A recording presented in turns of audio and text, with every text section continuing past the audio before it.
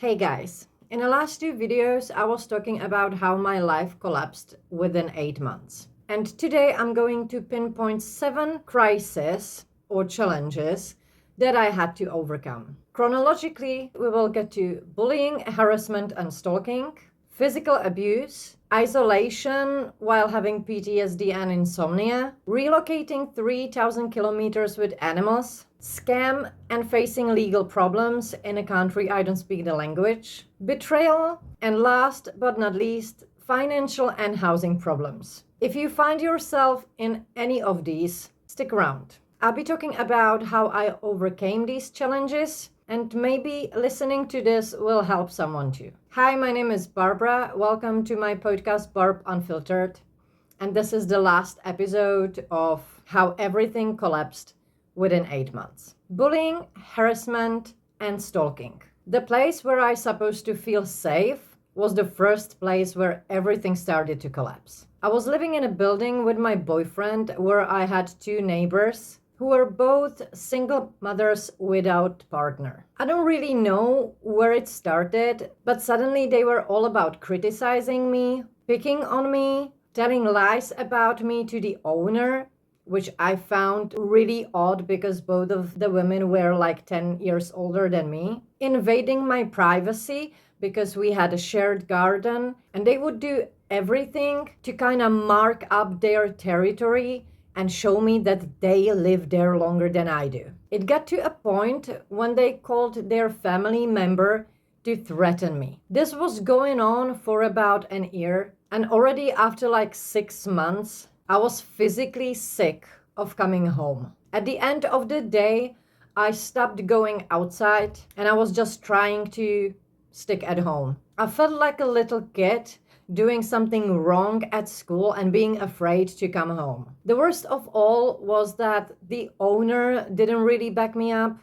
My boyfriend at the time didn't really back me up. And also owner's daughter started to pick on me. I think I know where this all came from, but that's not the point. The point is how I dealt with this. So first, I was trying to be very nice. I was trying to get along with their bullshit demands, like that I cannot sunbath at the garden in my swimming suit. I was actually doing everything to not have a problem because I felt like I'm the youngest and the last one to move into the building, and I don't want to interrupt anyone. I was slowly making myself smaller and smaller. But when the threatening came, I flipped. I started to record them.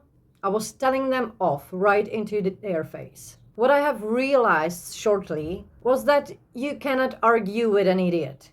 And you cannot logically reason with a person who just wants to make problems. In the end, I had 2 choices.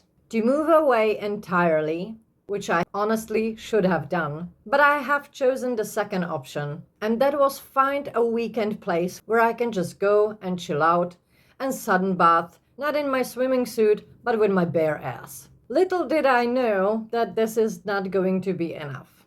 And that's where it takes us to physical abuse. I don't really know what made my ex-boyfriend attack me, but looking back, I kind of feel these 2 women really had hands in this. If they were willing to call their family member that was ex-police member to threaten me, then I guess they could be able to do anything.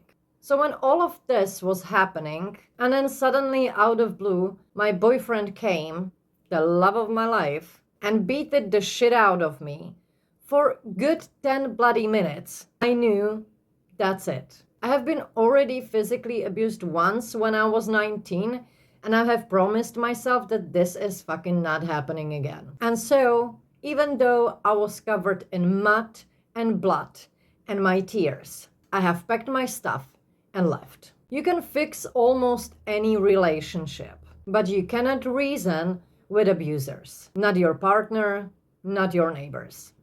Especially when no one stands behind you. And so even though I knew that I have to go the next day for a whole weekend photo workshop to be a model, I just left. I came back the next day for all my stuff that I needed for my work, and I left. because I knew that I will figure out things along the way better than sitting in the house, blood, tears, and sweat, scared for my life, and probably not being able to fall asleep there. Your brain will always function better when it gets out of the place that is not safe. Because if you stay, your brain will just focus on the threatening situation and it will stay in hyper alert mode. You will not sleep, you will not eat. And that's what you don't need at this moment. Now, this gets me to my 6 months period of isolation when I was dealing with PTSD and insomnia. Because I really haven't found any accommodation, my parents actually offered me to live in the old medical office. It was big enough for me and my cats, so we all don't go nuts there. Isolation for many people can sound very scary, but isolation has one really big plus, and that's time for yourself, and only for yourself. When you are isolated, willingly or unwillingly, take that time and fill it with something meaningful. For me, it was learning new skills and building my business because I needed to focus on my future. I didn't really want to stay in a city where I was because all the memories with my ex were rooted there. We would have the same friends, we would go to same places, and I just didn't see any reason why staying. And thanks to economical situation in my country, I have decided it's time to move on. But for that, I needed to come up with a plan. And so I have taken the advantage of my PTSD and insomnia, and I was learning new skills to build my business, to build my new life, so I can move to Spain and start over. I could have been just spiraling down the whole 6 months and thinking about what happened to me, but I wouldn't move anywhere. Of course, I had spiraled down a few times because the pain that I was experiencing was huge. The love of my life just abused me so much that a part of emotional trauma that it caused, I've been gifted some physical after effects as well. But even though I was struggling physically and mentally, I was really determined to get out of this better and stronger, so I can show myself that bad people can't take me down. After 6 months of being isolated and working on my future, it was time for me to pack my things and go. And there was this challenge of traveling with 2 pets across many countries, almost 4,000 kilometers far. But same as you wouldn't leave your kids and wouldn't put them in an adoption center just because you want to move far away, I told everyone that I am not leaving my pets behind because my pet cats are the only ones who really stayed through it all. This whole thing brought its own challenges. Chipping my animals, setting up passport, calming myself enough so they don't feel the stress as well. The whole responsibility and organizing logistics, finding a flight that will actually take my cats on board. I was really scared throughout the whole process. But what I have to say is that my cats actually took it much better than I thought. And even though our journey was in the end like 8 hours longer than it should be, I had a feeling like they understand. When we arrived to Spain and when I spent the first week in our beautiful house, a very bad storm hit Andalusia and it affected us as well. For another 3 weeks, we were surviving, or rather I was surviving, in a house that was not functional at all. I knew that houses in Spain don't have the best isolation, but what I have rented was a proper scam. Apart from loudness from a water pump, my ceiling caught on fire because landlord refused to clean up the chimney, and at the top of it there was rain coming from all windows, doors, and even roof right into the electricity. It was hell on earth. I have paid so much money for unfurnished house that was cold, loud, the chimney didn't work, and it had rain leak inside. And that was the point when my business partner let me down. There wasn't even a proper signal in the house. So everything I was sorting, I had to do outside with my phone in one position, and I had to sort everything by myself with ChatGPT, who became my only friend for another couple of weeks. I didn't speak the language yet, and it was very visible that my landlord was counting on it. But I'm very smart when it comes to legal actions. And with endless talks with ChatGPT and reading through laws, I was able to write the right messages and do the right steps to force my landlord to terminate the contract and give me my deposit back. Anyways, I knew that he's trying to screw me over. And so I asked my only English neighbors that I knew to come pick me up at the day when I was signing the contract cancellation and when I was supposed to get the money. Because they spoke Spanish and they kind of knew my landlord, they were the key to getting my deposit back. Call it a hunch. But when we gathered all to terminate the contract, the landlord gave me only half of the money. But when he saw that I'm counting money with my neighbor and that we are frowning above the result, he pulled out,